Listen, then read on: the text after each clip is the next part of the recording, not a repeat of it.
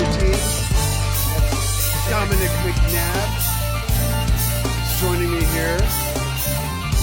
Hey man, how are you? Look at Dominic, all grown up.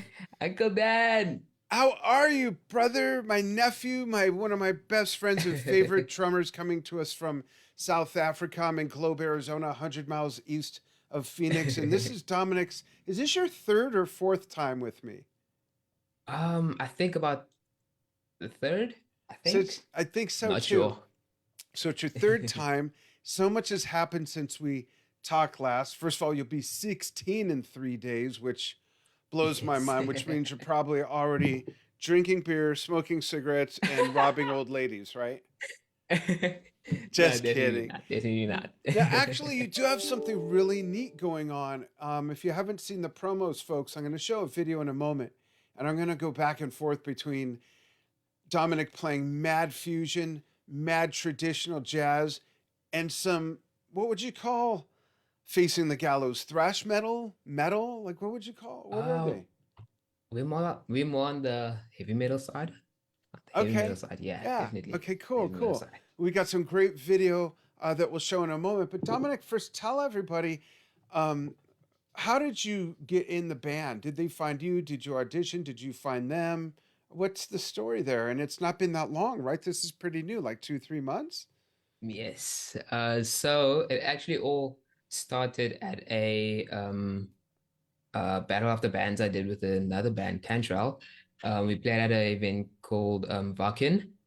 And there were like so many different metal bands, thrash metal, death metal, heavy metal, all those different types of bands. And we were the only like rock band there. And I'm so used to So seeing you play we jazz and stuff that I forgot you were in a yes. rock band before. But yeah, we were the only rock band there. So we were like almost the Barbie in between all of the like superhero action figures, like that type of thing. And we kind of hyped up our set a bit more over average. So there were a lot of like double kicks happening and everything. And one of the judges of the whole Vulcan event, he is Regan, the lead singer in Facing the Gallows. Ah, And about a week, 2 weeks or so later, my dad came to me and he asked me, "Do you wanna, audition for a metal band?" And I was like, "Okay, I'll try," because I've never actually properly played metal. right. I tried one track with my brother, and that was literally almost like a nightmare because I went through that track for how long just to get the double kick down because I did not properly know how to play double kick at all. And I practiced about a day to going through the track. Third day, recorded it, sent it into them, submitted and everything. And then about 2, 3 weeks later, they sent me an email. Do you want to, get on a Zoom call? Maybe we can chat and everything, see if you're keen to join the band and everything. And we spoke, and it was just a lot of vibes. And then about a week, two later, joined the band. I'm so happy I made it through That's because so cool. it has been the best experience, really. All of the shows that we've played have been amazing. The band, they are very, very, very chill. I think they're one of the best, they're some of the best bunch of people you can ever find. They are definitely not what they perform. They are much more chill, like backstage. On stage, they all have different personalities. Yeah, because But the motto backstage, of the band, the motto, folks, is high fives and stage dives, just exactly, to get you ready for going exactly. to the show. I love that. So before I show a video of you guys playing, let's have some fun. Tell everybody one at a time. Tell them each member's name, what they play, and one word description for them. Okay. Regan, the lead singer, um, a word to describe him, the class clown, basically. He's like the Okay. class clown between us. We have Chase, the first guitarist. He is he like his physical appearance is like he looks like a very sketchy person. but he's extremely chill. He's literally the most quiet one out of all of us. So he's working We have undercover. something like that, something like that. Great. And then we have Ray, the bassist. He is literally one of the coolest dudes you'll ever meet. And then we have James, the guitarist. He's the second guitarist. He is also a really fun guy. He is literally he'll remind you of a very, very, very deep UK guy. He is from the UK, but he as soon as you see him, he'll be like, yeah, he's a UK guy. He's British. That's cool. Let's see some of Face the Gallows. And it's funny, I put on the graphic, we put Facing the Gallows, and I think it says that in the description too. So Yes. sorry about that, guys. Maybe you need to change your name. Just kidding. So here's something from not that long ago, a big outdoor festival. Check some of this out, and then we'll show some jazz by Dominic. Here we go.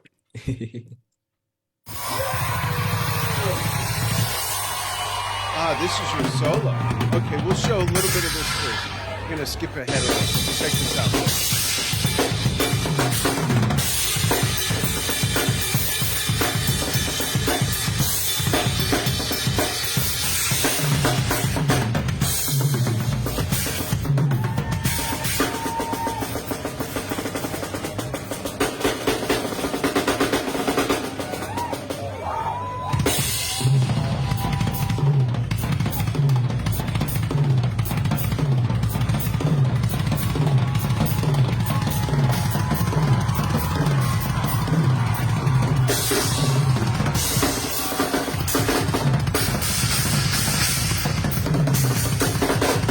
Right, and now with the whole band, check out this clip.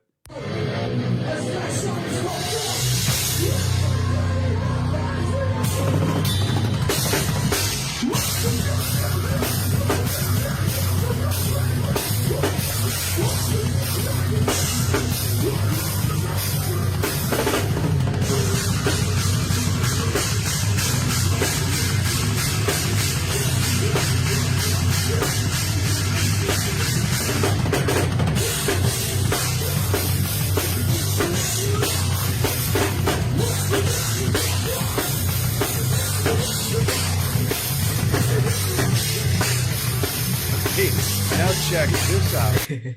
This is a legendary piece of music called Caravan.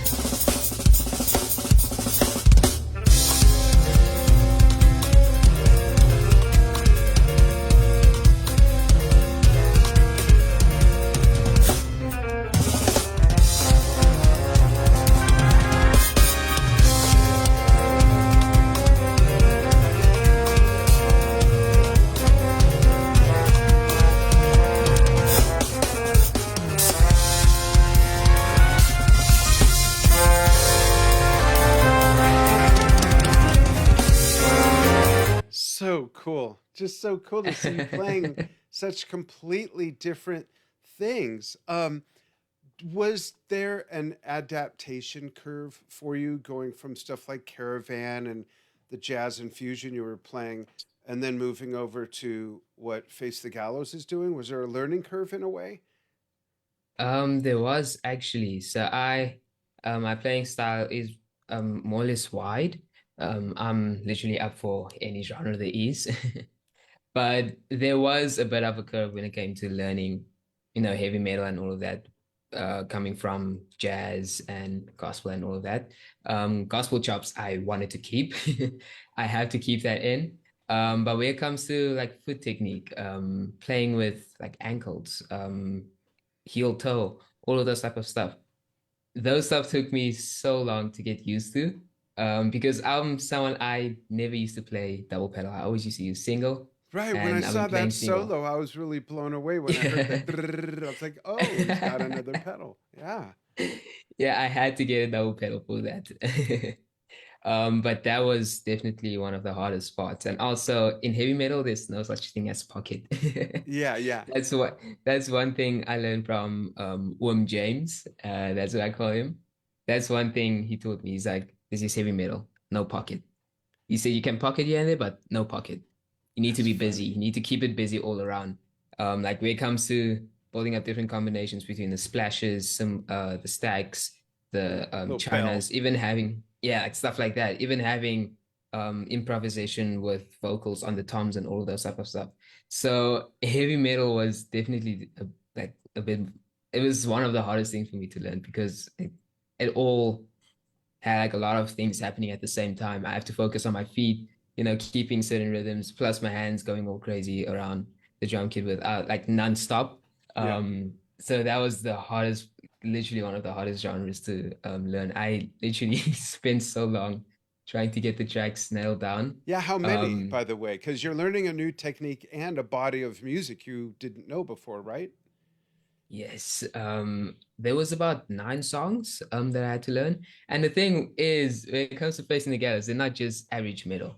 They have so much different technical stuff happening in the tracks. I'm talking about 5 beat breaks, 3 beat breaks, literally 2 beat breaks out of nowhere, and all of the breaks have to be dead silence in order for them to hit hard, because then the breakdowns and everything come.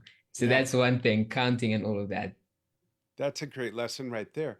So, what about gear? Are you using a completely different cymbal setup than when you play?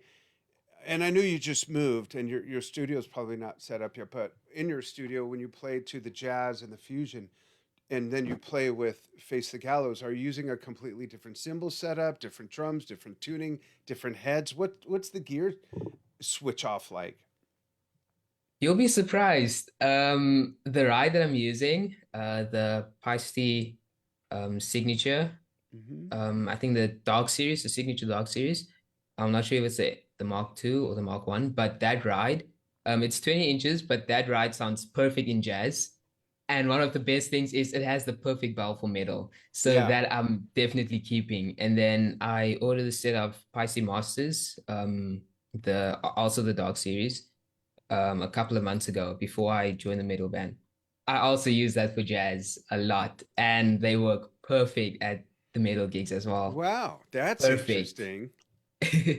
Then the splashes and the stacks and everything, those just work perfect in like everything, jazz and metal. Then the hi-hats. I'm running at the moment the Formula 602 series, the Essential series. Yeah, those are great. Those still work perfect in metal. I was surprised that I could still use the same cymbal setup. I thought I had to, order a whole new setup so it fits the metal genre, but surprisingly, the cymbal setup that I use for jazz works perfect. That says a lot for those symbols. That's outstanding. Does Yeah, does. that's great. And we have a few people chiming in. We've got Boaz watching from Africa, from Kigali, Rwanda. Thanks for tuning in. And at 3 a.m. in the Philippines, we've have, I hope I'm pronouncing your name right. I think it's Edkel or Edsel. Thank you for tuning in. Anyone else that wants to chime in? And we've also got, oh, that's me. Um, and are you using different heads and different shells, or is it one of your regular kits that you would normally play jazz on? And everyone probably sees this arm doing this. I have a big dog sitting next to me who I'm petting. So when it comes to heads, 90% of the time I use the venue's drum kit. But then I always have my snare drum with me. And this snare drum at the moment, I'm using the Yamaha Live Custom Hybrid Oak, 14 by 6.5. I can't remember. I think 14 by 6.5, I think. Hmm. Um, And it's at the moment oak, I have, yes, so it's it's oak. It's probably actually, loud because oak is a very it dense wood. is. Yeah. It is really, really loud. It's actually like a hybrid between the same shells they use for the live custom. Hmm. I can't remember what type of wood that was, but they mix the two wood types together, and the shell is really thick.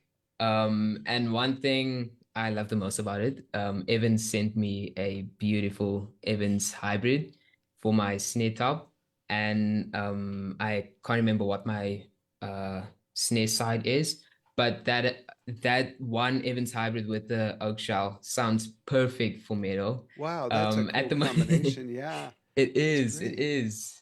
Like usually when I'm playing jazz, I like to have a really tight snare. My snare strings like tighten almost all the way up, just about enough where it sounds really snappy.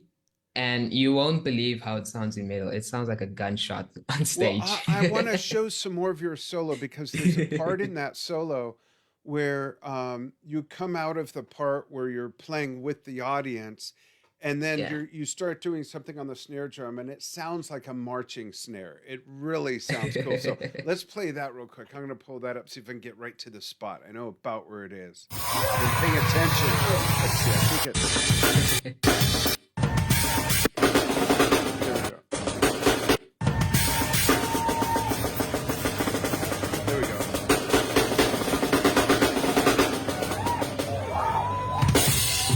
And then it goes into that. I'm going to skip ahead some more. Oh, there we go. Look at the crowd. Look where you're Yeah, the crowd. Let's see if I can The pull crowd is some. amazing. Skip. There we go.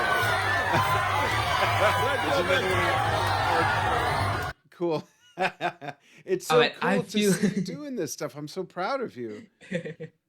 I feel so sorry for the person who caught the first steak. What Um, happened? there's a guy, there's a guy like sticking out his hand.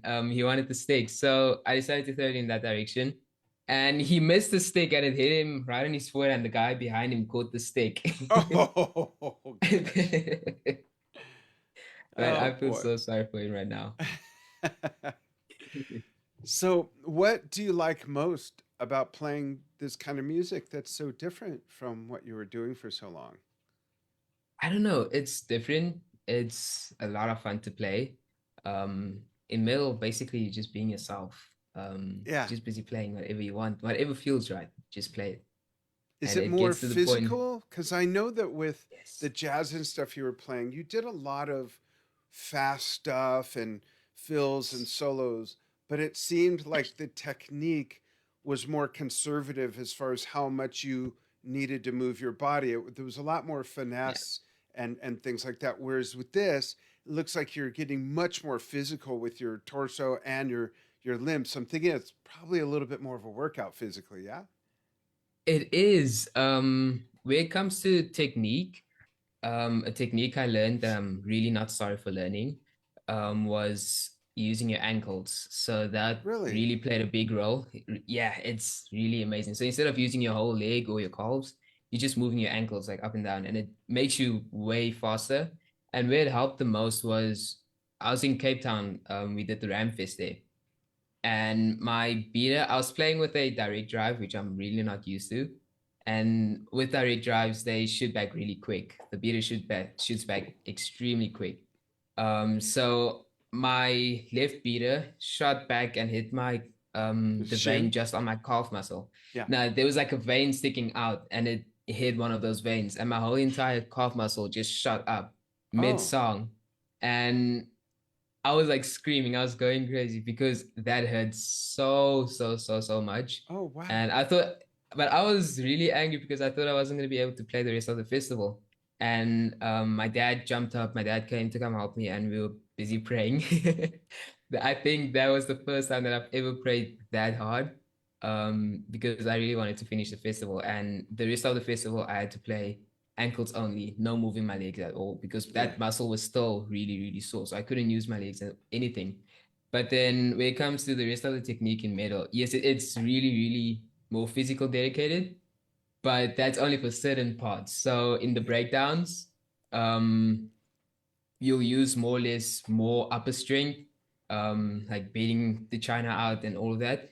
And then when it comes to like more of the like the verses and stuff like that, it's more or less my chance to take a breather and just like use my wrists and everything Yeah. just to like play the rest of that part out. But then the more high energy parts use more physical and like upper body strength, where the more calmer parts and like verses and stuff like that, even the choruses, on too heavy. So that's like the part where you can just sit down and relax and just use your wrist, the rest of that part. That's cool. You mentioned using your ankles a lot, and I use my ankles. I rarely use my second pedal.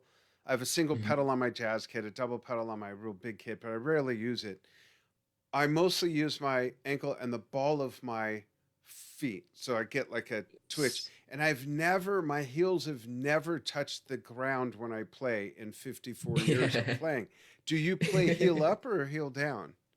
I always play heel up. Okay. Always. Yeah, I see people Always. play heel down, and no offense, folks, if you do this, but it looks physically undoable to me. It just looks uncomfortable and undoable, and it just looks odd. But we're all different. We're built differently. We were taught differently, or just kind of developed different habits. And I find it interesting how differently we can be playing. But if you were just hearing the recording and didn't see how someone was doing it, you'd never know.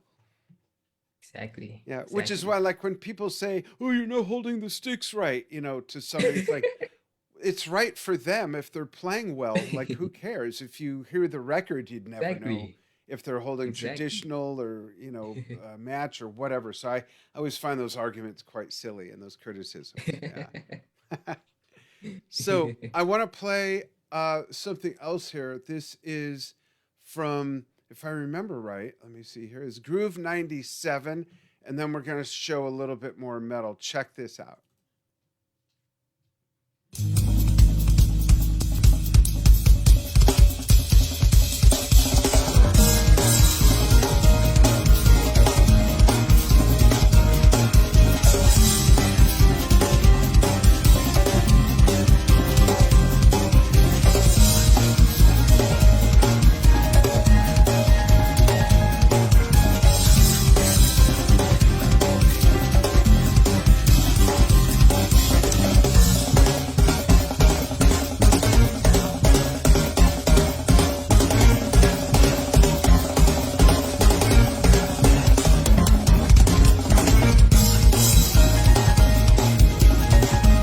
Just love it. I love that left hand action. And then let's go to some more of Face the Gallows. Check this out. Let's go.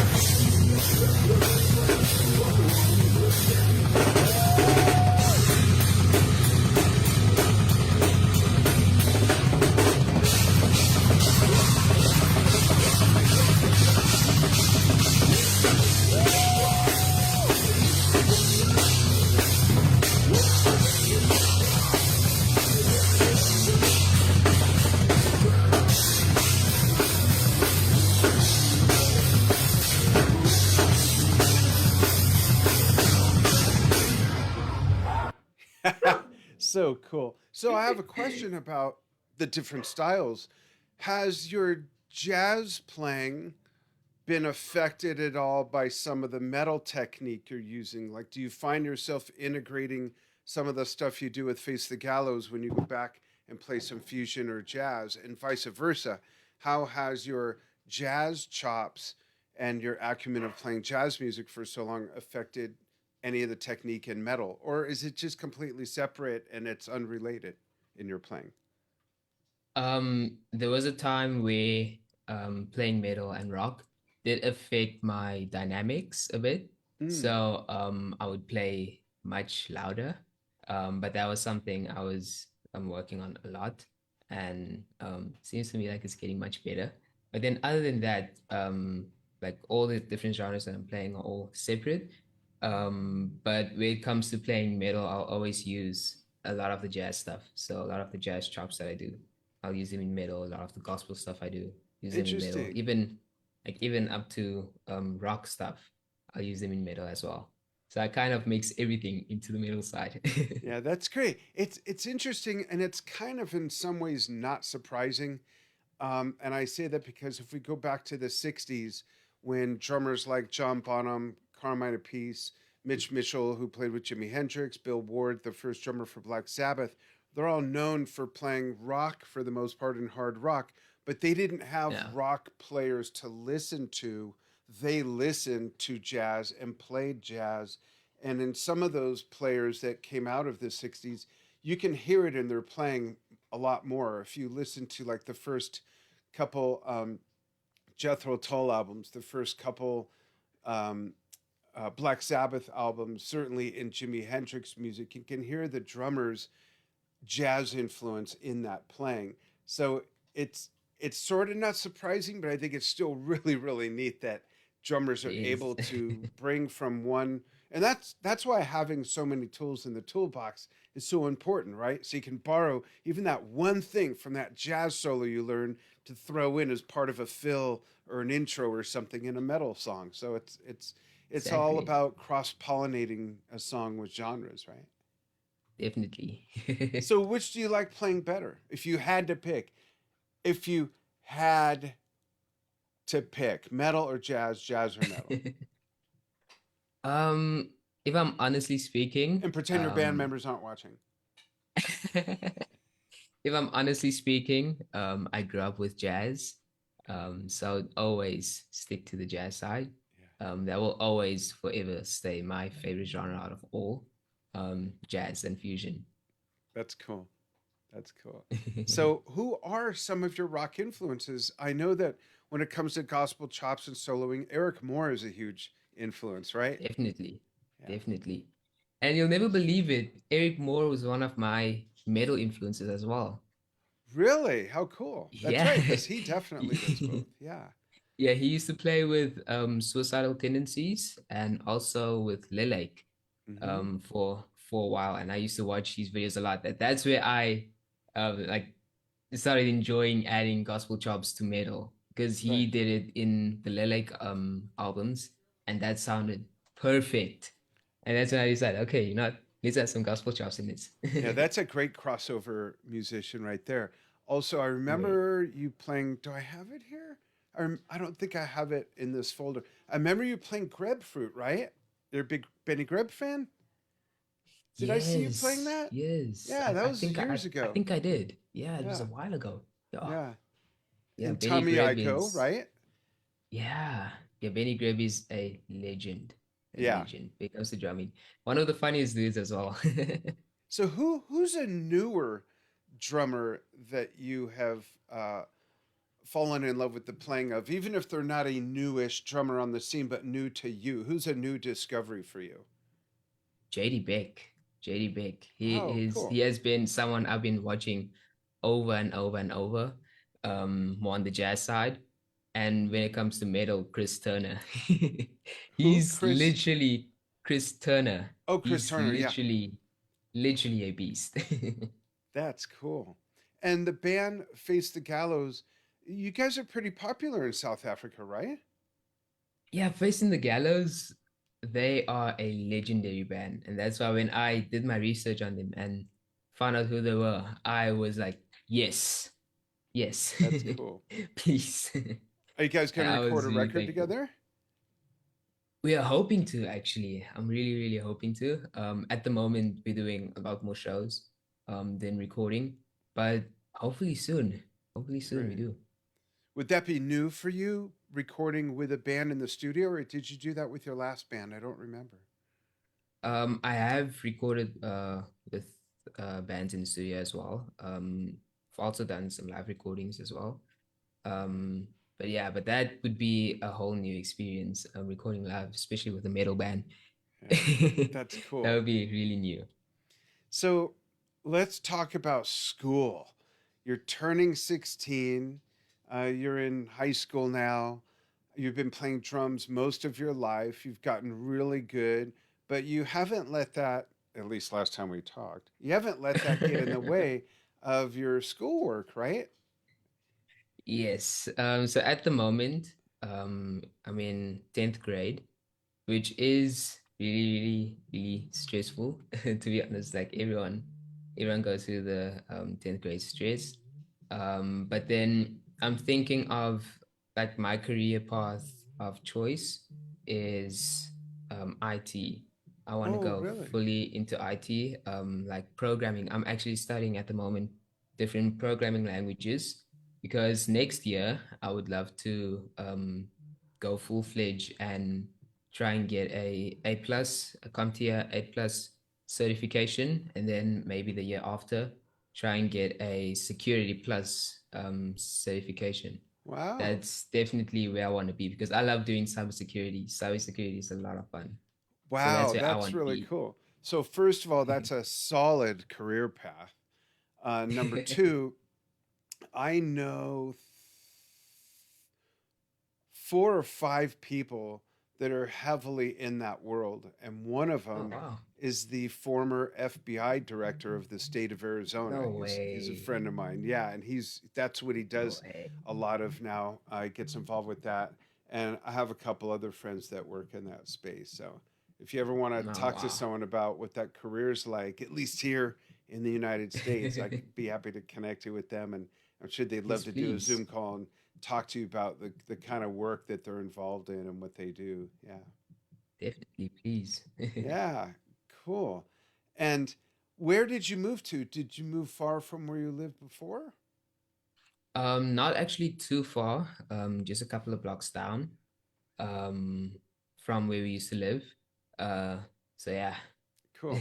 So what have you not done musically that you'd like to do? Is there another genre that you'd like to master, something you'd like to get better at? Um, Something that I would love to do when it comes to music is releasing my own um like fusion slash jazz album Cool. on my name. I would definitely love to do that. Would you play other instruments as well, like bass and keyboards? Because I know you play Yes, those, yeah? yes. I'm busy learning too.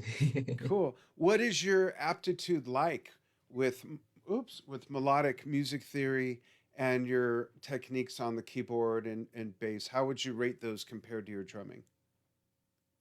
I think minus 500. Oh, minus 500 out of 1 out of 10, minus 500. But you're starting. You're getting, and I have a feeling. Yeah, I think you're a pretty humble guy. I have a feeling it's probably a lot better than that. No, definitely not. But I'm learning. I'm learning a lot of new scales at the moment. I'm on pentatonic scales. Learning to implement that into the tracks that I'm busy with. And then also I'm getting very used to seventh chords now. So that's becoming a part of me now. That's nice. And do you ever go and sit in with people and just improvise? Do you ever do improvisational playing with other people, On different instruments. or even on drums? With drums, yes, but never on other instruments. Yeah, that's fun to do. I love doing that. I'm actually doing it tonight. Oh wow, Yeah, that's cool. there's this. So you probably remember, and I think a lot of people know, we live in a really small city in the mountains east of Phoenix. There's like 7,200 people here, and then there's a little town next to us with about 3,500 people, and there's a neat art community that we're involved in. And there's this gentleman, Lob, hey Lob Instagon, who's a bass player, and every time he does a show, it's a slightly, usually different lineup. So I'll be playing tonight will be Instagon version 823. And I've played with him three Mm. times before, but there's always someone different in the mix. And he's a bass player, and it's very almost 100% improvisational, and it's like a bit of jazz fusion, psychedelic acid fusion, jazz rock thing. And because we're close to Halloween, we're dressing up, and I'm going as a wizard, which I think is what I was in one of my past lives, anyways. And I still have the outfit, so there you go. So it's gonna be fun. I'm not in the band in a band, but I love sitting in and just jamming with people. It's so much fun. Yeah, that's a lot of fun. Yeah. That's really a lot of fun. So, what would you tell parents who have young kids, whether they're older like you in high school or much younger, 4, 5, 8 years old, who are either thinking about getting their kids into music or their kids are bugging them to let them get into music? How has music helped you as a student and just in any other areas of life? Because you're turning 16 in a few days. You've been playing since you were how old? Um, you can say about 2 years old. About two.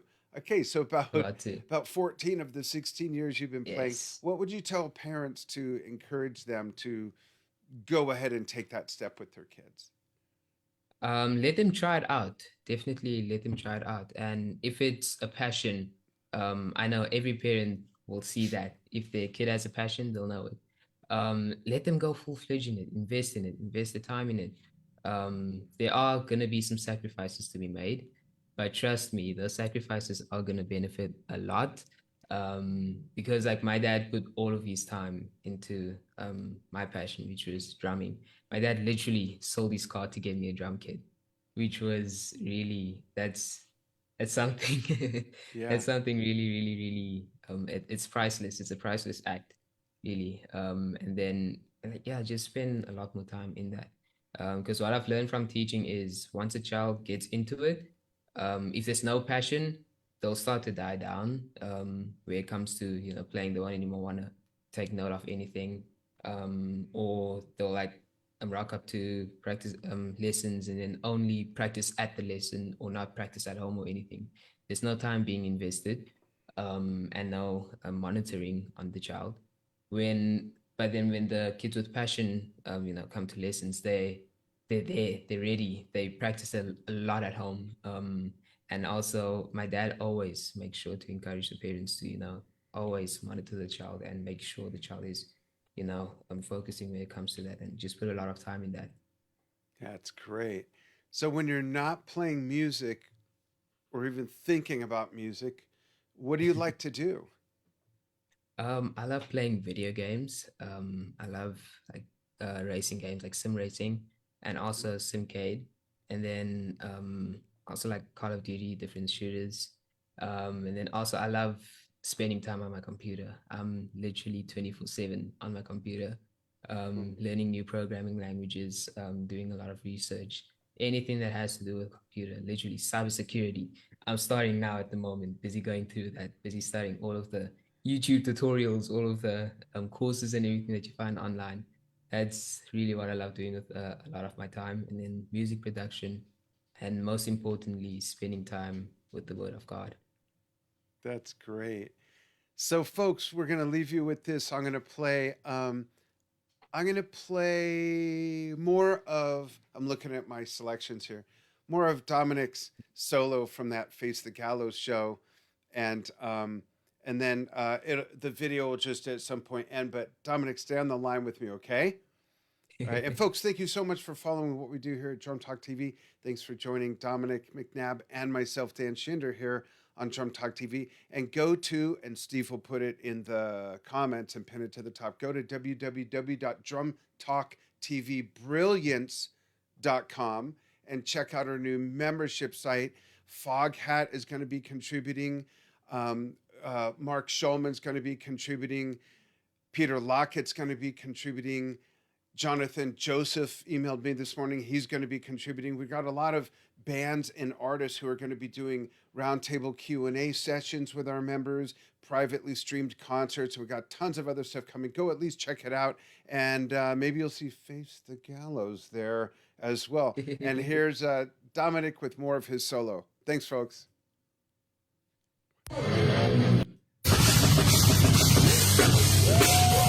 Oh, that's not the solo. Here we go.